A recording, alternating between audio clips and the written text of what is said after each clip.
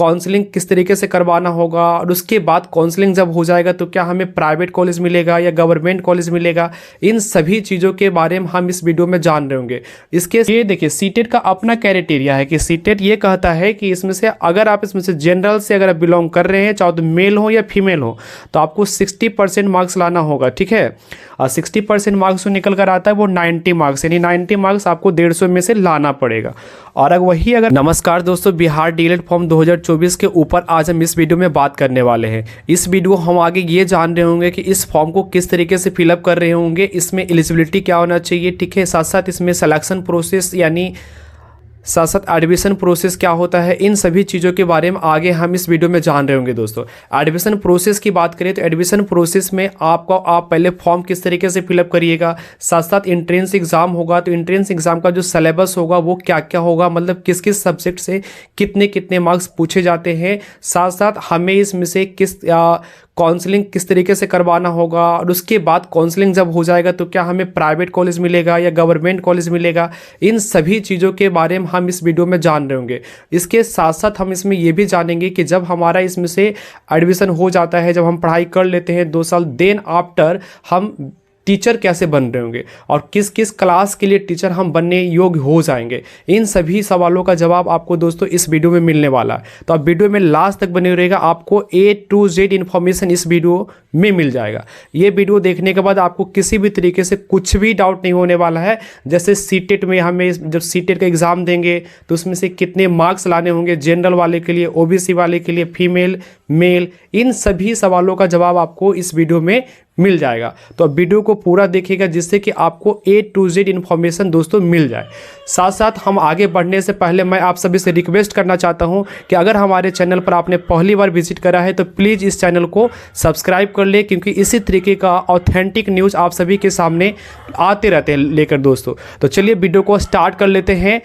तो सबसे पहले इसमें से ध्यान दीजिएगा दोस्तों कि इसमें बात करें 1000 होगा, कितना 30,000। उसके बाद अगर हम बात कर रहे होंगे इसके अप्लाई डेट की, तो अप्लाई डेट जो है ये 10 जनवरी से स्टार्ट हो गया है, और हम जो वीडियो बना रहे हैं वो आज 11 जनवरी है, मतलब 11 तारीख को हम इस वीडियो को बना रहे हैं दोस्तों। और वीडियो पहले नहीं बनाने का पीछे का रीज़न ये भी है कि हम जो भी न्यूज़ लाते हैं दोस्तों वो सारा का सारा ऑथेंटिक लाते हैं। समय लगता है लेकिन आप सभी के लिए एकदम एग्जैक्ट न्यूज़ ला। अगर हम बात करें इसमें से लास्ट डेट की, तो लास्ट डेट जो इसका होने वाला है वो इसमें से आपको 25 जनवरी तक आपको लास्ट डेट आपको ये देखने को मिलेंगे। आपको 25 जनवरी तक ये फॉर्म को आपको फिलअप कर देना होगा। अगर आप इसमें से चाहते हैं कि हम इसमें से टीचर बने यानी टीचर बनने योग्य हो पाए, तो सबसे पहला आपको डीएलएड तो करना ही होगा, ठीक है। उसके बाद फिर आगे इसमें से जो भी प्रोसेस होगा वो मैं आपको इसी वीडियो में क्लियर करने वाला हूँ दोस्तों। फॉर्म फी की बात करेंगे तो अगर आप इसमें जनरल से हैं, EWS से हैं, OBC से हैं, तो आपको इसमें से देने पड़ेंगे 960 रुपया, मतलब 960 रुपया आपको पे करना पड़ेगा फॉर्म फिलअप कर रहे होंगे तब। अगर आप इसमें EWS या फिर जनरल या फिर OBC कैटेगरी से आ रहे हैं तो, मेल हो या फीमेल कोई भी हो दोस्तों। अगर वही बात करेंगे इसमें से कि अगर आप SC या फिर ST SC आप किसी से भी बिलोंग कर रहे हैं या फिर PS कैंडिडेट हैं, तो फिर आपको पे करना पड़ेगा 760, मतलब 760 रुपये आपको पे करना पड़ेगा। आगे हम लोग इसमें बात कर लेते हैं, उम्र की बात कर लेते हैं, एज की बात कर लेते हैं। तो एज आपका इसमें से मिनिमम 17 साल अगर आप हो गया है आपका, तो बिल्कुल आप इस फॉर्म के लिए एलिजिबल हैं, आप बिल्कुल अप्लाई कर सकते हैं, ठीक है। 17 ईयर्स यानी 17 ईयर्स मिनिमम होना चाहिए कम से कम, बाकी मैक्सिमम आप कितना भी आपका हो गया है, ठीक है, उससे कोई फर्क नहीं पड़ता। आगे हम लोग देख लेते हैं क्वालिफिकेशन सिर्फ और सिर्फ अगर आप 12th पास हैं तो बिल्कुल आप इस फॉर्म को फिलअप कर सकते हैं। अगर हम इसमें बात करेंगे कि इसमें 12th पास है बट इसमें से अगर आप SC ST या फिर OBC या फिर जनरल हैं तो उन सभी के लिए जो परसेंटेज है वो अलग अलग मांगा गया है दोस्तों। तो इन सभी चीज़ों को भी देख लेते हैं। अगर आप इसमें से जनरल OBC या फिर EWS से बिलोंग करते हैं तो आपको इसमें से 50% तो आपका मार्क्स होना ही चाहिए। अगर आपका इसमें 12th में 50% मार्क्स है तो बिल्कुल आप इसमें अप्लाई कर सकते हैं। अगर आप बिलोंग कर रहे हैं जनरल OBC या फिर EWS कैंडिडेट हैं तो, ठीक है। नेक्स्ट आगे हम बात कर लेते हैं इसमें से कि अगर आप SC या फिर ST है तो उनको थोड़ा सा रिलैक्सेशन मिल जाता है परसेंटेज में, कि अगर वो 45% अगर वो ला रखे हैं तो भी इस फॉर्म को अप्लाई कर सकते हैं, यानी टीचर बनने योग एक कदम आगे बढ़ा सकते हैं। ठीक है, इसके बारे में बात करेंगे तो सबसे पहला फॉर्म फिलअप करिएगा, जो कि सारा क्राइटेरिया है वो हमने इसमें से आप सभी को बता दिया है। आगे इसमें से इंट्रेंस एग्जाम आपको देना पड़ेगा। जब आप इंट्रेंस एग्जाम दे दीजिएगा तो फिर इसमें से आपका मार्क्स के बेसिस पर आपका काउंसलिंग होगा, जो कि काउंसलिंग आप सभी को करवाना पड़ेगा। काउंसलिंग होने के बाद फिर आप सभी को प्राइवेट या फिर इसमें से गवर्नमेंट कॉलेज आपको अलॉट करे जाएंगे। मतलब आपका मार्क्स जिस तरीके से होगा उसी बेसिस पर आपको इसमें से प्राइवेट या फिर गवर्नमेंट कॉलेज आपको मिल सकता है।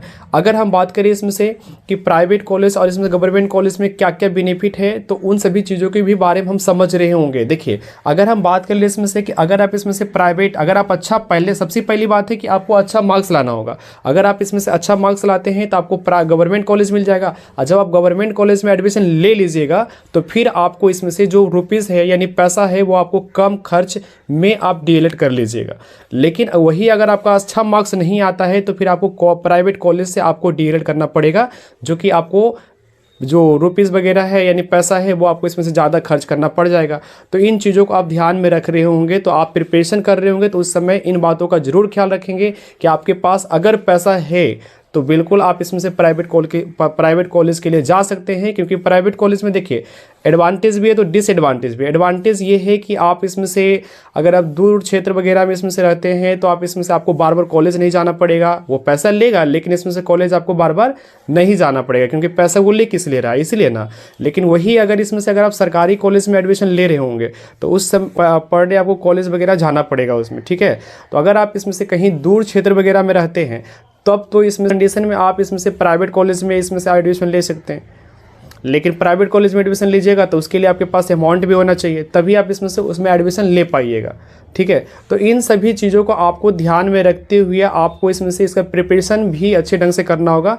देखिए, ये मायने नहीं करता है कि इसमें से प्राइवेट कॉलेज में अगर एडमिशन लेंगे तो हम पढ़ेंगे नहीं, क्योंकि पढ़ाई तो दोस्तों ज़रूरी है। ठीक है, अगर आप प्राइवेट कॉलेज में भी अगर आप एडमिशन लेना चाहते हैं, मान लीजिए आप दूर में रहते हैं तो आप प्राइवेट कॉलेज में एडमिशन लेना चाहते हैं कि हमें बार बार जाना आना ना पड़े, तो आप प्राइवेट कॉलेज में एडमिशन ले लीजिएगा। ठीक है, मानते हैं, लेकिन इसके लिए ये नहीं कि हम इसमें से पढ़ाई ही ना करें क्योंकि प्राइवेट में लेना है तो चलो एंट्रेंस एग्जाम दे दिए हो जाएगा। नहीं, आपको पढ़ाई कंटिन्यू जारी रखना है और अच्छे ढंग से पढ़ाई करना है, क्योंकि आगे भी जब आप टीचर बन रहे होंगे तो उस समय आपको इन्हीं सभी चीज़ों के थोड़ा थोड़ा कहीं ना कहीं इससे मदद मिल सकता है। ठीक है, तो ये बात को आपको ज़रूर ध्यान में रखते हुए प्रिपरेशन भी करना चाहिए। मतलब सीधी बात ये है कि अगर आप इसमें से चाहते हैं कि हमें गवर्नमेंट कॉलेज मिले या प्राइवेट कॉलेज मिले तो उसके लिए आपको प्रिपरेशन अच्छा करना पड़ेगा। प्राइवेट कॉलेज का एडवांटेज ये है कि आपको इसमें से बार बार कॉलेजेस वगैरह जाना नहीं पड़ेगा। अगर आप इसमें से दूर क्षेत्र में रहते हैं, ग्रामीण क्षेत्र में रहते हैं, तो आपको इसमें से बार बार आना नहीं पड़ेगा। लेकिन वही अगर गवर्नमेंट कॉलेज आपको मिलता है तो आपको तो कॉलेज जाना ही पड़ेगा पर डे। इन सभी चीज़ों को आप ध्यान में रख के आप एडमिशन ले रहे होंगे दोस्तों। ठीक है, तो ये सारा चीज़ें था। अगर अभी भी आपको किसी भी तरीके से कुछ भी डाउट है इसको लेकर तो आप हमें कमेंट बॉक्स में कमेंट करिएगा, उसका आंसर हम देने के प्रयास जरूर करेंगे दोस्तों। ठीक है, तो चलिए इसमें से आगे बात कर लेते हैं। हाँ, एक बात और बता दे रहे हैं, वीडियो लंबा होगा लेकिन आपको इसमें से A to Z इन्फॉर्मेशन इस वीडियो में मिल जाएगा दोस्तों। तो आप वीडियो को आप पूरा देखिएगा जिससे कि आपको किसी भी तरीके से कुछ भी डाउट ना रहे दोस्तों। देखिए, अधूरा ज्ञान जो होता है वो खतरनाक होता है, तो आपको पूरे नॉलेज आपको लेने चाहिए। ठीक है, आपको पूरे नॉलेज लेने चाहिए। ये हर चीज़ में, हर सेक्टर में होता है दोस्तों। अगर अधूरा ज्ञान है आपके पास तो कहीं ना कहीं खतरनाक होता है, तो इस बात को आप ध्यान रखिएगा। ठीक है, तो चलिए जब आप इतना कर लेंगे उसके बाद फिर इसमें से आप 1 to 5 तक के लिए, देखिए आगे हम बता देते हैं आपको कि 1 to 5 तक के लिए आप इसमें शिक्षक बनने योग्य हो जाते हैं। मतलब 1 से 5 कक्षा तक आप इसमें से टीचर बन सकते हैं। जब आप इतना कर लेंगे ना, मान लीजिए कि आपने फॉर्म फिलअप कर दिया, एंट्रेंस एग्जाम दे दिया, आपका काउंसलिंग आपने करवा दिया, प्राइवेट या गवर्नमेंट में आपने एडमिशन ले लिया। ठीक है, उसके बाद फिर इसमें से 2 साल का कोर्स होता है वो आपने कंप्लीट कर लिया। ठीक है, उसके बाद फिर इसमें से 1 to 5 तक के लिए शिक्षक आप बनने योग्य हो जाते हैं। अब इसमें क्या क्या होता है कि इसमें किस तरीके से हमें सीटेट वगैरह भी देना पड़ता है, इन सभी चीज़ों के भी बारे में हम इस वीडियो में बात करेंगे। बट उससे पहले हम देख लेते हैं कि एंट्रेंस एग्जाम हम दे रहे होंगे तो इसका सिलेबस क्या होगा, उसके बारे में हम लोग देख लेते हैं दोस्तों। देखिए, बात कर लेते हैं एंट्रेंस एग्जाम की सिलेबस का। तो इसमें जो होता है हिंदी या उर्दू, अगर मान लीजिए आप हिंदी लेते हैं, हिंदी सेलेक्ट करेंगे तो 25 क्वेश्चन आएंगे, या फिर जो उर्दू वाले बंदे होंगे वो उर्दू सेलेक्ट करेंगे तो 25 क्वेश्चन होगा और 25 मार्क्स का होगा, मतलब हर एक क्वेश्चन 1 मार्क्स का होगा तो 25 मार्क्स का हो जाएगा दोस्तों, ठीक है।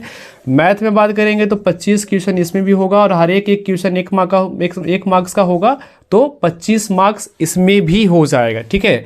और जीके जीएस की अगर हम बात कर रहे होंगे तो जीके जीएस आपसे 40 क्वेश्चन पूछे जाएंगे, कितना 40 क्वेश्चन आपसे पूछे जाएंगे और 40 क्वेश्चन जो होगा वो 40 मार्क्स का होगा। कितने मार्क्स का? 40 मार्क्स का। इंग्लिश की बात कर रहे होंगे तो इंग्लिश आपको इसमें से 20 क्वेश्चन देखने को मिलेंगे, 20 क्वेश्चन 20 मार्क्स का। और बाकी जो रीजनिंग हो गया वो इसमें से 10 क्वेश्चन आपसे पूछे जाएंगे और हर एक क्वेश्चन 10 मार्क्स 1 मार्क्स का, तो मतलब 10 मार्क्स का आपका हो जाएगा दोस्तों, ठीक है। तो ये सारा इसमें से आपका सिलेबस था, तो आपको प्रिपरेशन इसी के अनुसार करना है दोस्तों, ठीक है। मार्क्स जो हो जाएगा वो कितना हो जाएगा? 25 इधर हो गया, 25 इधर हो गया, मतलब 50 और उसके बाद दोस्तों इधर हो गया कितना? 60, यानी 120 मार्क्स, 120 मार्क्स। 50 इधर हो गया, देन आफ्टर 40 मतलब 90 और 20 110 और 120 मार्क्स, सॉरी 120 क्वेश्चन हो जाएगा, 120 क्वेश्चन 120 मार्क्स का हो जाएगा, मतलब हर एक क्वेश्चन 1 मार्क्स का, तो मतलब 120 क्वेश्चन तो 120 मार्क्स का आपका हो जाएगा पेपर, ठीक है। तो इन चीज़ों को आपको ध्यान में रखना है दोस्तों। आगे इसमें से हम बात कर लेते हैं। आप सभी का सवाल भी होगा कि एग्ज़ाम जो होगा, जो फर्स्ट टाइम इसमें से प्रिपेयर कर रहे होंगे या पहली बार देने वाले होंगे या पहली बार सुन रहे होंगे, तो उनके मन में ज़रूर डाउट होगा कि ये जो एग्ज़ाम मोड होता है वो किस तरीके से होता है, क्या ऑनलाइन होता है ऑफलाइन होता है।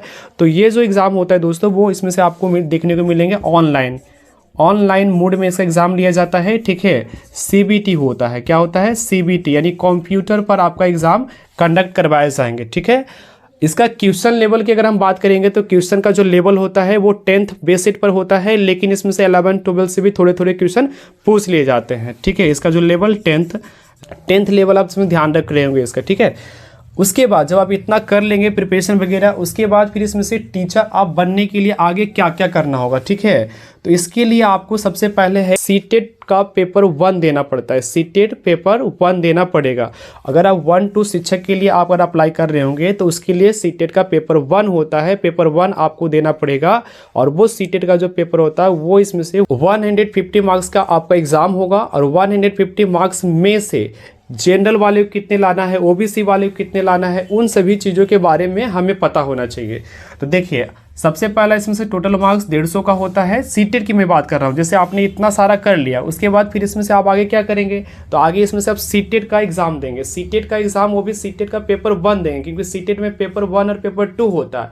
तो आप सभी को सिर्फ और सिर्फ पेपर 1 देना है, क्योंकि 1 to 5 तक के लिए आप एलिजिबल है। जब आप डीएलएड करते हैं तो 1 से 5वीं कक्षा तक के लिए ही आप एलिजिबल होते हैं टीचर बनने योग्य। तो फिर आपको सीटेट का पेपर 1 देना होगा, जो कि 150 मार्क्स का होता है। और अगर हम बात कर रहे होंगे इसमें से कि जनरल वाले के लिए इसमें से कितना मार्क्स लाना पड़ता है सीटेट में, तो ये देखिए सीटेट का अपना क्राइटेरिया है कि सीटेट ये कहता है कि इसमें से अगर आप इसमें से जनरल से अगर आप बिलोंग कर रहे हैं, चाहे तो मेल हो या फीमेल हो, तो आपको 60% मार्क्स लाना होगा, ठीक है।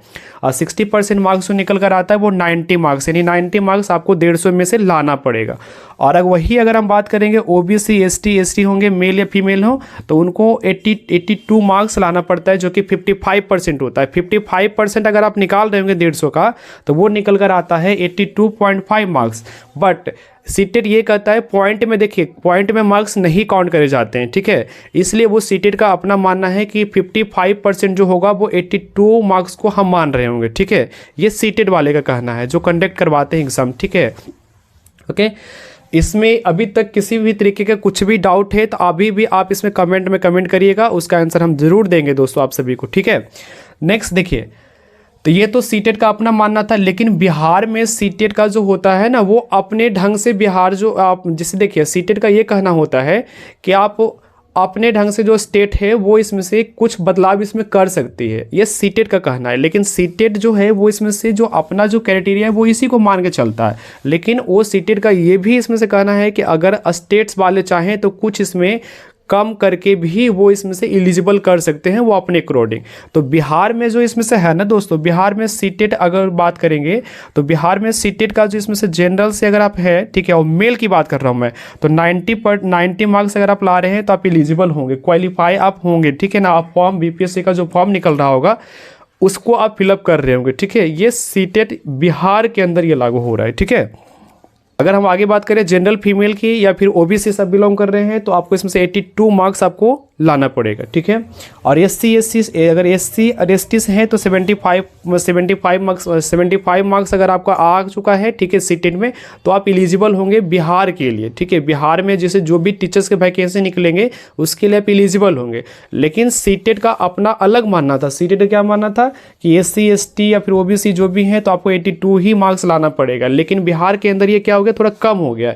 SC ST के लिए क्या हो गया, बदल गया कि अगर आप 75 मार्क्स भी ला रखे हैं ना तो भी आप क्या होंगे, एलिजिबल होंगे, ठीक है। जो भी टीचर का वैकेंसी निकलेगा बिहार के अंदर उसको आप बैठने के लिए, उसमें बैठने के लिए, ठीक है, उसको आप देने के लिए, ठीक है। तो इन चीज़ों को आपको इसमें से ध्यान में रखना है। बहुत सारे बच्चों को कन्फ्यूजन हो जाता है कि इसमें उसमें कुछ और बोला गया, इसमें कुछ और बोला गया। तो सीटेट का अपना वो उन्होंने छूट दे रखा है कि स्टेट जो है वो अपने अकॉर्डिंग थोड़ा बहुत चेंजेस कर सकते हैं, ठीक है। तो ये सारी चीज़ें था। और बाकी और भी चीज़ें जो है वो उन सभी चीज़ों के भी बारे में हम लोग देख रहे होंगे। जैसे इतना हमने पास आउट कर लिया, ठीक है, सीटेट, उसके बाद फिर इसमें से BPSC के माध्यम से जो भी इसमें से टीचर के वैकेंसी निकल रहे होंगे उसको आप फिलअप करिएगा, मतलब उसको फिलअप करिएगा, उसमें एग्ज़ाम दीजिएगा, उसमें के बाद उसमें मेरिट बन जाता है आपका, तो फिर आप 1 to 5 के लिए टीचर बन गए दोस्तों, ठीक है। तो ये सारा इसमें से सिलेक्शन प्रोसेस होता है दोस्तों। अगर अभी भी आपको किसी भी तरीके से कुछ भी डाउट है तो आप हमें ज़रूर कमेंट करिएगा। मैं बार बार एक ही रिपीट कर रहा हूँ क्योंकि आप लोगों का डाउट नहीं रहना चाहिए, ये मेरी गारंटी है। उस डाउट को मैं क्लियर करूँगा दोस्तों, ठीक है। नेगेटिव मार्क्स की बात कर लेते हैं। इसमें नेगेटिव मार्क्स नहीं होता है। जब आप बिहार DELED का जब इसमें से इंट्रेंस एग्जाम दे रहे होंगे दोस्तों तो इसमें नेगेटिव मार्क्स की बात कर रहे होंगे तो इसमें नो नेगेटिव मार्क्स होता है। इसमें नेगेटिव मार्क्स आपको नहीं देखने को मिलेंगे, ठीक है। तो ये तो आप इसमें से जाइएगा और पेपर को बढ़िया ढंग से इसमें से आप सभी को एकदम कंप्लीटली तरीके से पूरे क्वेश्चन को करके आना है दोस्तों। क्वेश्चन तो पहला नंबर छोड़ना नहीं क्योंकि इसमें नेगेटिव मार्क्स है नहीं। और नेगेटिव मार्क्स नहीं है तो ये मत कर दीजिएगा कि कुछ भी तुक्का लगा चले, नहीं। हाँ, जो आ रहा है उसको पहले बना लीजिएगा, देन आफ्टर इसमें से अगर नहीं आ रहा है तो फिर लास्ट में क्या करेंगे, क्योंकि नेगेटिव मार्क्स है नहीं तो सीधे उसमें से हम लोग उसको बनाकर आ जाएंगे, ठीक है। इस बात का आप जरूर ध्यान रखिएगा। पेपर देते समय हर एग्जाम में इन चीज़ों का ध्यान रखना चाहिए। जिसमें नेगेटिव मार्क्स नहीं है और जिसमें है तो उसमें तो सोच समझ के ही आप सभी को क्या करना चाहिए, क्वेश्चन को अटेम्प्ट करना चाहिए दोस्तों, ठीक है। तो चलिए फिर मिलते हैं नेक्स्ट वीडियो में। तब तक के लिए जय हिंद दोस्तों।